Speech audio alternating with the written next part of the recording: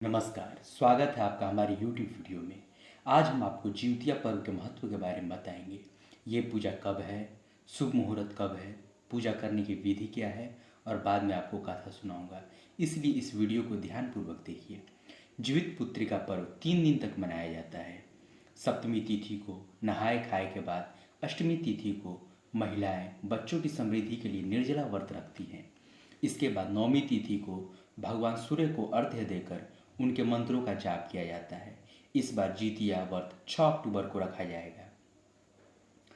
अश्विनी मास के कृष्ण पक्ष की अष्टमी तिथि को जीवित पुत्री का व्रत रखने की परंपरा है। इसे जितिया व्रत भी कहा जाता है। इस दिन माताएं अपनी संतान की दीर्घायु, आरोग्य और सुखमय जीवन के लिए बिना आहार और निर्जला रहकर यह व्रत रखती हैं। ये पर्व 3 दिन तक मनाया जाता है। सप्तमी तिथि को नहाए खाए के बाद अष्टमी तिथि को महिलाएं बच्चों की समृद्धि के लिए निर्जला व्रत रखती हैं। इसके बाद नौमी तिथि को भगवान सूर्य को अर्घ्य देकर उनके मंत्रों का जाप किया जाता है। इस बार जितिया व्रत 6 अक्टूबर को रखा जाएगा। जितिया व्रत पर पूजा का शुभ मुहूर्त है। अष्टमी तिथि 6 अक्टूबर को सुबह 6:34 से लेकर 7 अक्टूबर को सुबह 8:08 तक रहेगी। 6 अक्टूबर को अभिजीत मुहूर्त रहेगा। सुबह 11:46 से दोपहर 12:33 तक रहेगा। आप इस अभुज मुहूर्त में पूजा कर सकते हैं। जीवित पुत्री का व्रत की पूजन विधि क्या है? जितिया व्रत में पहले दिन महिलाएं सुबह सूर्योदय से पहले उठकर स्नान करें, फिर व्रत का संकल्प लें और पूजा शुरू करें। इसके बाद फल ग्रहण करें और उसके बाद पूरे दिन कुछ न खाएं।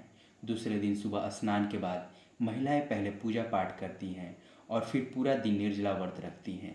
इस व्रत का पारण छठ व्रत की तरह तीसरे दिन किया जाता है। पारण से पहले महिलाएं सूर्य को अर्घ्य देती हैं, जिसके बाद ही वह कुछ खाना खा सकती हैं। इस व्रत के तीसरे दिन झोर भात, मरुआ की रोटी और नोनी का साग खाया जाता है। अष्टमी के दिन प्रदोष काल में महिलाएं जीमूत वाहन की पूजा करती हैं। पूजा के बाद जीवित पुत्री का व्रत की कथा सुनी जाती है। अब आपको हम बताएंगे कि जिउतिया व्रत कैसे शुरू हुआ। इसकी कहानी है महाभारत काल से। महाभारत युद्ध में पिता की मौत से नाराज अश्वत्थामा ने 5 लोगों को पांडव समझकर मार डाला था। कहते हैं कि सभी द्रौपदी की 5 संतानें थीं। अर्जुन ने अश्वत्थामा को बंदी बनाकर उसकी दिव्य मणि छीन ली। क्रोध में आकर अश्वत्थामा ने अभिमन्यु की पत्नी के गर्भ में पल रहे बच्चे को मार डाला।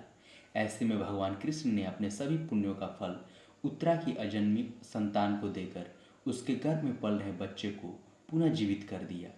भगवान श्री कृष्ण की कृपा से जीवित होने वाले इस बच्चे को जीवित पुत्री का नाम दिया गया। आगे चलकर यह बालक बाद में राजा परीक्षित के नाम से प्रसिद्ध हुआ। तभी से संतान की लंबी उम्र और मंगल कामना के लिए हर साल जितिया व्रत रखने की परंपरा को निभाया जाता है। जितिया व्रत कठिन व्रतों में से एक है। इस व्रत में बिना पानी पिए कठिन नियमों का पालन करते हुए व्रत पूर्ण किया जाता है, लेकिन कुछ खास बातों का ध्यान रखना भी जरूरी होता है। जीवित पुत्र का व्रत में सावधानियां बरतनी बहुत जरूरी है। जितिया व्रत में लहसुन, प्याज और मांसाहार का सेवन वर्जित होता है। व्रत के दौरान मन, वचन और कर्म की शुद्धता आवश्यक है। गर्भवती महिलाएं यज्ञ व्रत ना रखकर सिर्फ पूजा कर ले तो बेहतर होगा। जिन महिलाओं को गंभीर स्वास्थ्य समस्याएं हैं उन्हें भी यह व्रत नहीं रखना चाहिए। धन प्राप्ति का उपाय भी आप इसके साथ कर सकते हैं। शुक्रवार के दिन सफ़ेद मिठाई का दान करें, इससे धन की प्राप्ति भी होगी और धन की बचत भी होगी। अगर कारोबार में विस्तार चाहते हैं तो शुक्रवार के दिन गुलाबी फूल पर बैठी हुई लक्ष्मी जी का चित्र स्थापित करें। इसके बाद माँ लक्ष्मी को गुलाब का इत्र अर्पित करें। उसी इत्र को नित्य प्रातः प्रयोग करें, तब काम पर जाएं।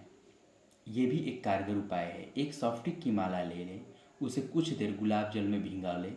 उसके बाद उसी माला से ओम श्री श्रेय नमः का 108 बार जाप करें और इस माला को धारण कर लें।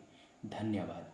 अगर आपको ये अच्छी लगी हो जानकारी तो कृपया चैनल को सब्सक्राइब करें और इस वीडियो को लाइक अवश्य करें।